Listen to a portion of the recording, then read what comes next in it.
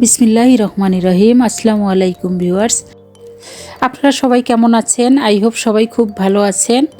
আজকে এমন একটি ভিডিও নিয়ে চলে এসেছি যে লোভনীয় একটা ভিডিও।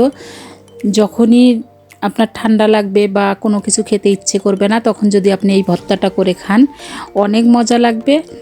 সরিষার ভর্তা, এভাবে যদি সরিষার ভর্তা করেন তো ভর্তাটা দেখলেই জিভে পানি এসে যাবে। তো প্রথমে আমি রসুন এবং দুটো শুকনো মরিচ, চারটে কাঁচা মরিচ ফ্রাই করে নেব। এটা ভালোভাবে ফ্রাই করে নেব।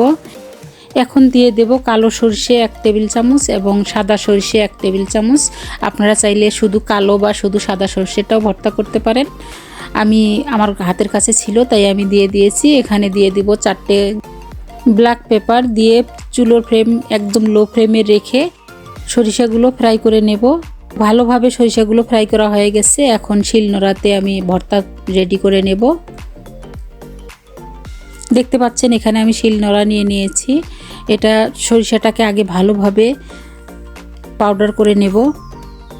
আর আমি ভর্তা বানাতে বানাতে এখনও যারা আমার চ্যানেলটিকে সাবস্ক্রাইব করেননি তারা প্লিজ আমার চ্যানেলটিকে সাবস্ক্রাইব করে নিন। পাশের বেল বাটনে ক্লিক করবেন, নতুন নতুন ভিডিও পৌঁছে যাবে আপনার কাছে।